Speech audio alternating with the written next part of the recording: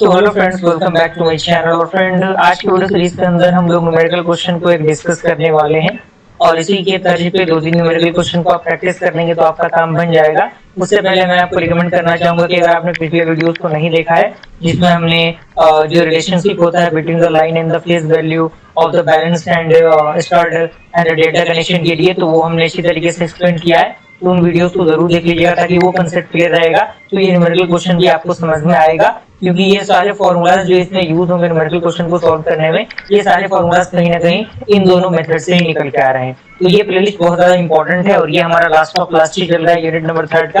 तो क्वेश्चन क्या है देख लेते हैं हम लोग। यहाँ पे मैंने डायरेक्टली एक इमेज को लगा दिया है क्योंकि एक बुक से मैंने यहाँ पे डायरेक्टली इमेज को ले लिया है, क्योंकि ऑल ओवर अंडरस्टैंडिंग पर ही हम लोग फोकस करेंगे कि चीजें आपको समझ में आनी चाहिए। आरजीबी के दिसंबर 2012 एग्जामिनेशन में ये क्वेश्चन पूछा गया। क्वेश्चन कह रहा है a balanced star connected load is supplied from a symmetrical 3-phase and 400 voltage, यानी 400 वोल्ट दिया हुआ है line to line supply, and the current in each phase is 50 ampere and lags 30 degree behind phase voltage. तो हमें क्या करना है, यानी हमें ये वोल्टेज दिया गया है, ये एंगल दिया गया है और यहाँ पे आपका ये करंट दिया गया है। तो हमें फाइंड आउट करना है सबसे पहले फेज वोल्टेज को, उसके बाद हमें फाइंड आउट करना है फेज इम्पीडेंस को, देन थर्ड हमें फाइंड आउट करना है active and the reactive power जो ड्रॉन बाय द लोड, यानी लोड के द्वारा जो एक्टिव और रिएक्टिव पावर होगा वो, और also draw the phasor diagram for the same, यानी उसके लिए हमें फेजर डायग्राम भी बनाना है। तो सबसे पहले जो गिवन डेट दिया रहेगा उसे हम लोग लिखना रहता है। तो सबसे पहले बीएल आपका दिया हुआ है, बीएल कितना है आपका 400 वोल्ट है, और आईपीएच यानी आपका जो फेज करंट दिया गया है कितना है, यहाँ पे फेज यहाँ पे दिया गया है, तो आईपीएच आपका कितना होगा 50 एम्पियर यहाँ पे दिया गया है, और यहाँ पे फेज एंगल दिया गया है फाई = 30 डिग्री जो कि लार्जिंग होगा। तो यहाँ पे आप देख सकते हैं ये फिगर के अकॉर्डिंग चीजों को बताया गया है, दिखाया गया है किस तरीके से डिग्री का कंजर्वेशन यहाँ पे 30-30 डिग्री में सारी चीजें डिवाइड की गई हैं। तो सबसे पहले हमें क्या करना है, फेज वोल्टेज फाइंड आउट करना है। तो बीपीएच हमें फाइंड आउट करना है, तो फॉर्मूला होता है VL डिवाइडेड बाय √3। तो VL का वैल्यू कितना है 400 है और यहाँ पे डिवाइड बाय √3 होगा। इसको आप लोग सॉल्व करेंगे तो कितना आंसर आपका आएगा 231 यानी 231 वोल्ट आपका आंसर आएगा। तो पहला का आंसर ये हो गया।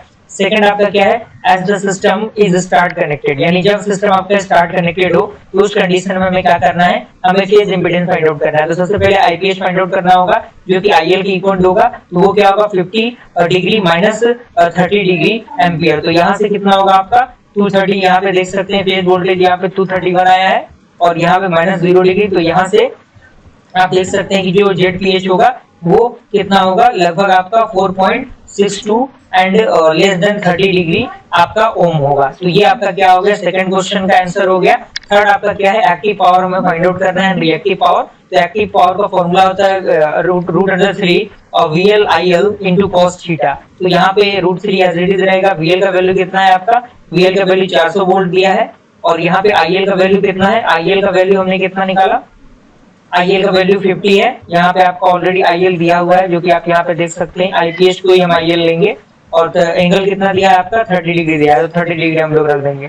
तो जैसे ही आप वैल्यू सारे वैल्यूज को पुट करके सॉल्व करेंगे तो आपका कितना आएगा 30 किलोवाट आपका आंसर आएगा, जो कि एक्टिव पावर के लिए आएगा। दूसरा आपका रिएक्टिव पावर के लिए क्या होगा, Q होगा, जो कि √VL/IL into sin थीटा। सारी चीजें सिमिलर रहेंगी, बस cos थीटा की जगह पे sin थीटा आ जाएगा। आप इसको सॉल्व करेंगे कुछ इस प्रकार से वैल्यूज आएंगे। तो ये सारे वैल्यूज फॉर्मूला पे डिपेंड करते हैं और सारे फॉर्मूलाज हमारे कंसेप्ट पे डिपेंड करते हैं। तो सारी चीजें एक दूसरे के साथ इंटरकनेक्टेड है। जब तक आप वो वीडियो नहीं देखेंगे तो ये चीजें समझ में नहीं आएंगी, और तो सारी चीजें फॉर्मूला पर ही डिपेंड करती हैं। और लास्ट में जो इसका डायग्राम है वो डायग्राम आपके सामने दिया गया है। तो इस प्रकार के न्यूमेरिकल क्वेश्चन एग्जामिनेशन में पूछे जाएंगे। तो इस प्रकार के न्यूमेरिकल क्वेश्चन को थोड़ा सा आप लोग प्रैक्टिस कर लीजिएगा, और वीडियो पसंद है तो लाइक जरूर कीजिएगा। मिलते हैं ऐसे इंटरेस्टिंग वीडियो के साथ, तब तक के लिए थैंक यू।